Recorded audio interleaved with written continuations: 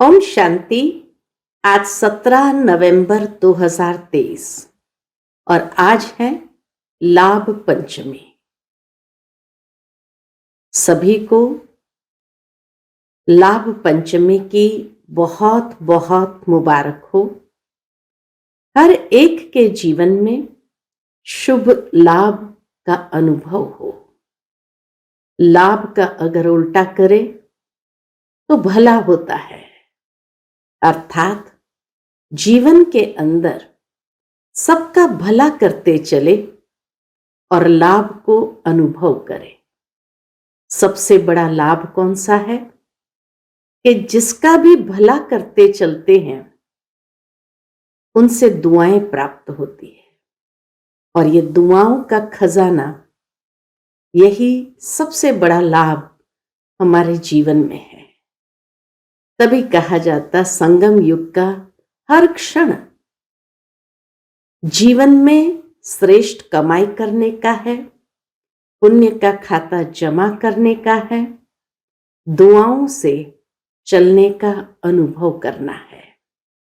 ऐसी लाभ पंचमी सभी को बहुत बहुत मुबारक हो, मुबारक हो, मुबारक हो। आज के बाबा के अनमोल मधुर महावाक्य में बाबा ने हम बच्चों को यही सुंदर प्रेरणा दी है कि बच्चे, तुम्हें ज्ञान और योग की मस्ती में मस्त रहना है, ज्ञान और योग की रेस करते जाना है।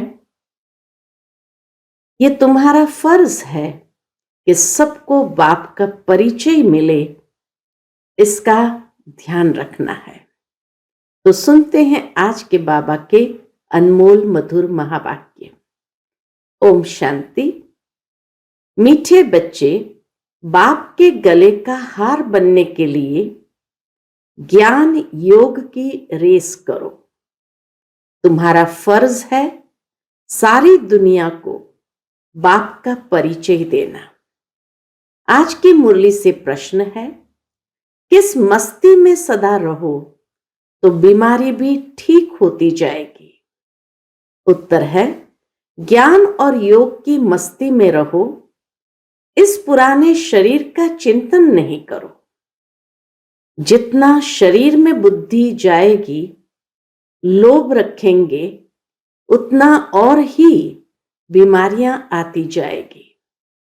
इस शरीर को श्रृंगारना, पाउडर क्रीम आदि लगाना, यह सब फालतू श्रृंगार है। तुम्हें अपने को ज्ञान योग से सजाना है। यही तुम्हारा सच्चा सच्चा श्रृंगार है। आज की मुरली से पहले गीत बजा है, जो पिया के साथ है उनके लिए ज्ञान की बरसात है। ओम शांति। जो बाप के साथ है उनके लिए ज्ञान की बरसात है।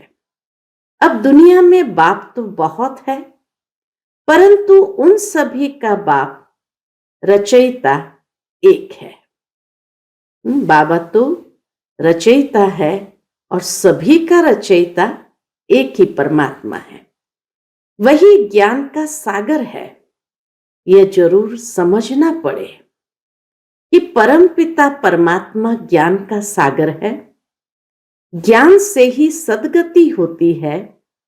सद्गति मनुष्य की तब हो जब सतयुग की स्थापना होती है। बाप को ही सद्गति दाता कहा जाता है। जब संगम का समय हो तब तो ज्ञान का सागर आकर दुर्गति से सद्गति में ले जाए। सबसे प्राचीन भारत है। भारतवासियों के नाम पर ही 84 जन्म गाए हुए हैं। जरूर जो मनुष्य पहले पहले हुए होंगे वही 84 जन्म लेते होंगे। जो सतयुग के आदि से नीचे उतरे होंगे वही 84 जन्म लेते होंगे। देवताओं के 84 जन्म कहेंगे तो ब्राह्मणों के भी 84 जन्म ठहरे। मुख्य को ही उठाया जाता है। इन बातों का किसी को भी पता नहीं है। जरूर ब्रह्मा द्वारा ही सृष्टि रचते हैं। पहले पहले सूक्ष्म लोक रचना है, फिर ये स्थूल लोक। ये बच्चे जानते हैं सूक्ष्म लोक कहाँ है, मूल लोक कहाँ है। मूल वतन, सूक्ष्म वतन, स्थूल वतन, इसको ही त्रिलोक कहा जाता है। जब त्रिलोकी नाथ कहते हैं तो उसका अर्थ भी चाहिए ना। कोई त्रिलोक होगा, बाबा कहे कोई त्रिलोक होगा ना। वास्तव में त्रिलोकी नाथ एक बाप ही कहला सकते हैं और उनके बच्चे कहला सकते हैं। यहां तो कई मनुष्य के नाम है त्रिलोकी नाथ, कई मनुष्य के नाम भी त्रिलोकी नाथ है। शिव, ब्रह्मा, विष्णु, शंकर आदि ये सब नाम भारतवासियों ने अपने ऊपर रखा दिए हैं। शिव नाम भी मिलेगा, ब्रह्मा, विष्णु, शंकर ये नाम भी मिलेंगे। तो बाबा कहे भारतवासियों ने सब देवताओं के नाम, परमात्मा का नाम अपने ऊपर रखा दिया है। डबल नाम भी रखवाते हैं, राधे कृष्ण, लक्ष्मी नारायण। अब यह तो किसको पता नहीं राधे और कृष्ण अलग अलग थे। वह एक राजाई का प्रिंस था और वह दूसरी राजाई की प्रिंसेस थी। यह अभी तुम जानते हो।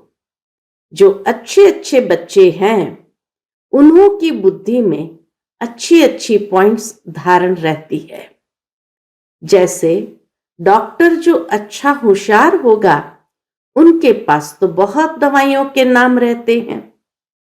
यहां भी ये नई नई पॉइंट्स बहुत निकलती रहती है। दिन प्रतिदिन इन्वेंशन होती रहती है। जिन्हों की अच्छी प्रैक्टिस होगी वह नई नई पॉइंट्स धारण करते होंगे। धारण नहीं करते हैं तो महारथियों की लाइन में नहीं लाया जा सकता। सारा मदार बुद्धि पर है और तकदीर की भी बात है। यह भी ड्रामा में है ना। ड्रामा को भी कोई नहीं जानते हैं। यह भी समझते हैं कर्म क्षेत्र पर हम पाठ बजाते हैं, परंतु ड्रामा के आदि मध्य अंत को नहीं जानते तो गोया कुछ भी नहीं जानते। तुमको तो सब कुछ जानना है। बाबा कहे तुम बच्चों को तो अभी सब कुछ जानना है। बाप आए हैं, बच्चों को मालूम पड़ा तो बच्चों का फर्ज है औरों को भी परिचय देना है। सारी दुनिया को बतलाना फर्ज है।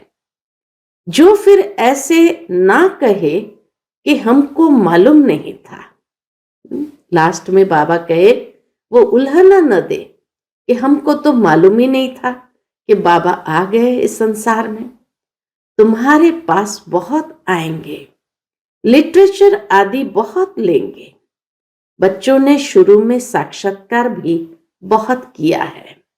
यह क्राइस्ट इब्राहिम भारत में आते हैं, बरोबर भारत सबको खींचता रहता है। असल तो भारत ही बेहद के बाप का बर्थ प्लेस है ना, इसीलिए भारत सबको खींचता रहता है। परंतु वे लोग इतना कुछ जानते नहीं हैं कि यह भारत भगवान का बर्थ प्लेस है। बल कहते भी है शिव परमात्मा, परंतु फिर सबको परमात्मा कह देने से बेहद के बाप का महत्व गुम हो जाता है। तो गुम कर दिया है। अभी तुम बच्चे समझते हो भारत खंड सबसे बड़े ते बड़ा तीर्थ स्थान है। भगवान का बर्थ प्लेस है तो जरूर सबसे बड़े ते बड़ा तीर्थ स्थान है। बाकी और सब जो भी पैगंबर आदि आते हैं वह आते ही है अपना अपना धर्म स्थापन करने। उनके पिछाड़ी फिर सब धर्म वाले आते जाते हैं। अभी है अंत। कोशिश करते हैं वापस जाए, परंतु तुमको यहां लाया किसने? क्राइस्ट ने आकर क्रिश्चियन धर्म स्थापन किया, उसने तुमको खींच कर लाया। नेचुरल है, धर्म पिता जब नीचे उतरेगा तो उनके पीछे उनके धर्म की आत्माएं भी नीचे आ जाएगी। अभी सब तंग हुए हैं वापस जाने के लिए। ये तुमको समझाना है। सब आते हैं अपना अपना पार्ट बजाने, पार्ट बजाते बजाते दुख में आना ही है। फिर उस दुख से छुड़ाकर सुख में ले जाना बाप का ही काम है। बाप का ये बर्थ प्लेस भारत है। इतना महत्व तुम बच्चों में भी सभी नहीं जानते। थोड़े हैं जो समझते हैं और नशा चढ़ा हुआ है। कल्प कल्प बाप भारत में ही आते हैं। ये सबको बताना है, निमंत्रण देना है। पहले तो यह सर्विस करनी पड़े, लिटरेचर तैयार करना पड़े। निमंत्रण तो सबको देना है ना। बाबा कहे सबको निमंत्रण तो देना है ना। रचयिता और रचना की नॉलेज कोई भी नहीं जानते। सर्विसेबल बनकर अपना नाम बाला करना चाहिए। जो तीखे बच्चे हैं, जिनकी बुद्धि में बहुत पॉइंट्स है, उनकी मदद सब मांगते हैं। उनके नाम ही जपते रहते। एक तो शिव बाबा को जपेंगे, फिर ब्रह्मा बाबा को, फिर नंबरवार बच्चों को जपना यानी याद करना। एक तो शिव बाबा को याद करेंगे, फिर ब्रह्मा बाबा को याद करेंगे, फिर नंबरवार बच्चों को याद करेंगे। भक्ति मार्ग में हाथ से माला फेरते हैं, अभी फिर मुख से नाम जपते हैं। फलाने बहुत अच्छे सर्विसेबल है, निरहंकारी है, बड़े मीठे हैं, उनको देह अभिमान नहीं है। कहते हैं ना, मिठरा गुरुत घुराई। भावार्थ यही है, मीठे बनो तो सब मीठा व्यवहार करेंगे। तो कहते हैं ना, मिठरा गुरुत गुराई, मीठे बनो तो सब मीठा व्यवहार करेंगे। बाप कहते हैं तुम दुखी बने हो, अब तुम बच्चे मुझे याद करेंगे तो मैं भी मदद करूंगा। तुम नफरत करेंगे तो मैं क्या करूंगा।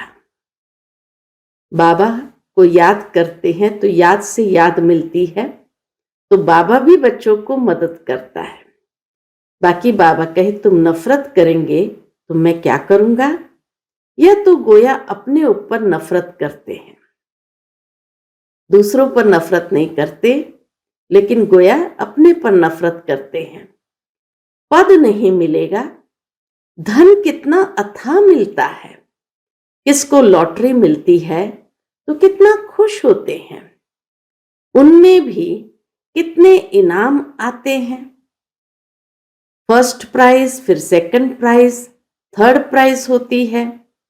हूबहू यह भी ईश्वरीय रेस है, ज्ञान और योग बल की रेस है। जो इनमें तीखे जाते हैं वही गले का हार बनेंगे और तख्त पर नजदीक बैठेंगे, अर्थात राजाई में नजदीक होंगे। समझाया तो बहुत सहज जाता है। अपने घर को भी संभालो, क्योंकि तुम कर्म योगी हो। क्लास में 1 घंटा पढ़ना है, फिर घर में जाकर उस पर विचार करना है। स्कूल में भी ऐसे करते हैं ना, पढ़कर फिर घर में जाकर होमवर्क करते हैं। बाप कहते 1 घड़ी, आधी घड़ी, आधी की भी पुनः आधी। दिन में 8 घड़ियां होती हैं। उनसे भी बाप कहते 1 घड़ी, अच्छा आधी घड़ी। 24 घंटे में अगर 8 घड़ियां हैं, माना 3-3 घंटे की 1 घड़ी है। तो इसीलिए बाबा कहते 1 घड़ी माना 3 घंटा याद करो। अच्छा 3 नहीं तो आधी घड़ी याद करो। आधी घड़ी भी नहीं तो 15-20 मिनट भी क्लास अटेंड कर, धारणा कर, फिर अपने धंधे धोरी में जाकर लगो। कितनी बाबा बच्चों को सहूलियत देते हैं। आगे बाबा तुमको बिठाते भी थे कि याद में बैठो, स्वदर्शन चक्र फिराओ। याद का नाम तो था ना, बाप और वर्षे को याद करते करते स्वदर्शन चक्र फिराते फिराते जब देखो नींद आती है तो सो जाओ, फिर अंत मते सुगति हो जाएगी। फिर सवेरे उठेंगे तो वही पॉइंट्स याद आती रहेगी। ऐसे अभ्यास करते करते तुम नींद को जीतने वाले बन जाएंगे। जो करेगा वो पाएगा। करने वाले का देखने में आता है, उसकी चलन ही प्रत्यक्ष होती है। ना करने वाले की चलन ही और होती। देखा जाता है ये बच्चे विचार सागर मंथन करते हैं, धारणा करते हैं। कोई लोभ आदि तो नहीं है। यह तो पुराना शरीर है। यह शरीर ठीक भी तब रहेगा जब ज्ञान और योग की धारणा होगी। धारणा नहीं होगी तो शरीर और ही सड़ता जाएगा। नया शरीर फिर भविष्य में मिलना है। आत्मा को प्योर बनाना है। यह तो पुराना शरीर है। इनको कितना भी पाउडर, लिपस्टिक आदि लगाओ, श्रृंगार करो, तो भी वर्थ नॉट अ पेनी है, कोई काम का नहीं है। ये श्रृंगार सब फालतू है। बाबा जैसे देह से भी नष्टो मोहा बनाने का प्रयत्न करते हैं। इसीलिए बाबा बच्चों को वैराग्य दिलाते हैं। यह श्रृंगार सब फालतू है। अब तुम सबकी सगाई शिव बाबा से हुई है। जब शादी होती है तो उस दिन पुराने कपड़े पहनते हैं। अब इस शरीर को श्रृंगारना नहीं है। ज्ञान और योग से अपने को सजाएंगे तो फिर भविष्य में प्रिंस प्रिंसेस बनेंगे।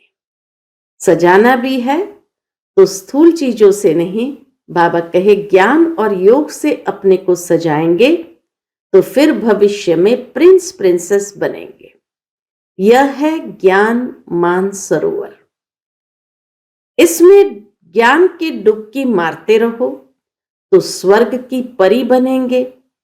प्रजा को तो परी नहीं कहेंगे। कहते भी है कृष्ण ने भगाया फिर महारानी पटरानी बनाया। ऐसे तो नहीं कहेंगे कि भगाकर फिर प्रजा में चांडाल आदि बनाया। नहीं, पटरानी महारानी बनाया। तो बाबा कहे ऐसे तो नहीं कहेंगे कि भगाकर फिर प्रजा में चांडाल आदि बनाया। भगाया ही महाराजा महारानी बनाने के लिए। तुमको भी यह पुरुषार्थ करना चाहिए। ऐसा नहीं जो पद मिले सो ठीक। यहां मुख्य है पढ़ाई। यह पाठशाला है ना। गीता पाठशाला बहुत खोलते हैं। वह बैठ सिर्फ गीता सुनाते हैं, कंठ कराते हैं। कोई एक श्लोक उठाकर फिर आधा पौना घंटा उस पर बोलते हैं। इससे फायदा तो कुछ भी नहीं। यहां तो बाप बैठ पढ़ाते हैं। एम ऑब्जेक्ट क्लियर है। और कोई भी वेद शास्त्र जप तप आदि करने में कोई एम ऑब्जेक्ट नहीं है। जप तप आदि करेंगे, यज्ञ करेंगे, लेकिन कोई एम ऑब्जेक्ट नहीं है। बस पुरुषार्थ करते रहो। परंतु मिलेगा क्या? जब बहुत भक्ति करते हैं तब भगवान मिलते हैं। सो भी रात के बाद दिन जरूर आना है। समय पर होगा ना। कल्प की आयु कोई क्या बतलाते, कोई क्या बतलाते। समझाओ तो कहते शास्त्र कैसे झूठे होंगे। भगवान थोड़ी झूठ बोल सकता है। समझाने की सिर्फ ताकत चाहिए। तुम बच्चों में योग का बल चाहिए। योग बल से सब काम सहज हो जाते हैं। कोई काम नहीं कर सकते हैं तो गोया ताकत नहीं है। योग नहीं है। कहां कहां बाबा भी मदद करते हैं। ड्रामा में जो नून है वह रिपीट होता है, यह भी हम समझते हैं, और कोई ड्रामा को समझते ही नहीं। सेकंड बाय सेकंड जो पास होता जाता, टिक टिक होता जाता है। हम श्रीमत पर एक्ट में आते हैं। श्रीमत पर नहीं चलेंगे तो श्रेष्ठ कैसे बनेंगे? सब एक जैसे बन नहीं सकते। यह लोग समझते हैं हम एक हो जाएं। दुनिया के लोग समझते हम एक हो जाएं। एक का अर्थ नहीं समझते। एक क्या हो जाए? बाबा पूछते, एक क्या हो जाए? क्या एक फादर हो जाना चाहिए? वह एक ब्रदर हो जाना चाहिए? ब्रदर कहे तो भी ठीक है। श्रीमत पर बरोबर हम एक हो सकते हैं, अर्थात एक परिवार के हो सकते हैं। तुम सब एक मत पर चलते हो। तुम्हारा बाप, टीचर, गुरु एक ही है। जो पूरा श्रीमत पर नहीं चलते तो वह श्रेष्ठ भी नहीं बनेंगे। एकदम नहीं चलेंगे तो खत्म हो जाएंगे। रेस में उनको ही निकालते हैं जो लायक होते हैं। रेस के लिए पहले सबको अपना फॉर्म भरना होता है, फिर जो लायक होते हैं उनको निकालते हैं। जब कोई बड़ी रेस होती है तो घोड़े भी अच्छे अच्छे फर्स्ट क्लास निकालते हैं, क्योंकि लॉटरी बड़ी रखते हैं। यह भी अश्व रेस है। घुड़दौड़ होती है, घोड़ों की दौड़ होती है, तो बाबा कहे यह भी अश्व रेस है। हुसैन का घोड़ा कहते हो ना, उन्होंने हुसैन को घोड़े पर लड़ाई में दिखाया है। अभी तुम बच्चे तो डबल अहिंसक हो। काम की हिंसा है नंबर 1। इस हिंसा को कोई जानते ही नहीं। सन्यासी भी ऐसे नहीं समझते हैं, सिर्फ कहते हैं ये विकार है। बाप कहते हैं काम महाशत्रु है। यही आदि मध्य अंत तुमको दुख देता है। तुमको यह सिद्ध कर बताना है कि हमारा प्रवृत्ति मार्ग का राजयोग है, तुम्हारा हठ योग है। तुम शंकराचार्य से हठ योग सीखते हो, हम शिवाचार्य से राजयोग सीखते हैं। ऐसी ऐसी बातें समय पर सुनाना चाहिए। कोई तुमसे पूछे कि देवताओं के 84 जन्म है, तो भला इन क्रिश्चियन आदि में कितने जन्म है? बोलो, या तो तुम हिसाब करो ना। 5000 वर्ष में 84 जन्म हुए, क्राइस्ट को 2000 वर्ष हुए। हिसाब करो, एवरेज कितने जन्म हुए? 30-32 होंगे। बाबा कहे 30-32 जन्म होंगे। ये तो क्लियर है। जो बहुत सुख देखते हैं वह दुख भी बहुत देखते हैं। उन्हों को कम सुख कम दुख मिलता है। एवरेज का हिसाब निकालना है। पीछे जो आते हैं वह थोड़े थोड़े जन्म लेते हैं। बुद्ध का, इब्राहिम का भी हिसाब निकाल सकते हैं। करके 1-2 जन्म का फर्क पड़ेगा। तो यह सब बातें विचार सागर मंथन करना चाहिए। कोई पूछे तो क्या समझाएं? बाबा कहे ये सारा हिसाब निकाल करके दिखाओ। फिर भी बोलो, पहले तो बाप से वर्षा लेना है ना। तुम बाप को तो याद करो। जन्म जितने लेने होंगे उतने लेंगे। बाप से वर्षा तो ले लो। अच्छी रीति समझाना है। इन सब बातों में वो अटक न जाए। कितने जन्म है, क्या होता है कर्म की गति में। बाबा कहे तुम अच्छी रीति समझाना है कि पहले बाप से तो वर्षा ले लो। मेहनत का काम है, मेहनत से ही सक्सेसफुल होंगे, अर्थात सफलता मूर्त बनेंगे। इसमें बड़ी विशाल बुद्धि चाहिए। बाबा से और बाबा के धन से बहुत लव चाहिए। कोई तो धन ही नहीं लेते। अरे ज्ञान रत्न तो धारण करो, तो कहते हम क्या करें। हम समझते नहीं। कहीं ऐसे हैं जो ज्ञान की बातों को समझते नहीं समझते हो तो तुम्हारी भावी। समझने का पुरुषार्थ तो करना चाहिए, करने से होगा। अच्छा, मीठे मीठे सिकिलते बच्चों प्रति माता पिता बाप दादा का याद प्यार और गुड मॉर्निंग। रूहानी बाप की रूहानी बच्चों को नमस्ते। हम सभी रूहानी बच्चों की रूहानी माता पिता बाप दादा को याद प्यार गुड मॉर्निंग और नमस्ते नमस्ते। शुक्रिया बाबा, शुक्रिया। आज की मुरली से धारणा के लिए मुख्य सार है। पहली पॉइंट, किसी से भी नफरत नहीं करनी है, सबसे मीठा व्यवहार करना है। ज्ञान योग में रेस करके बाप के गले का हार बन जाना है।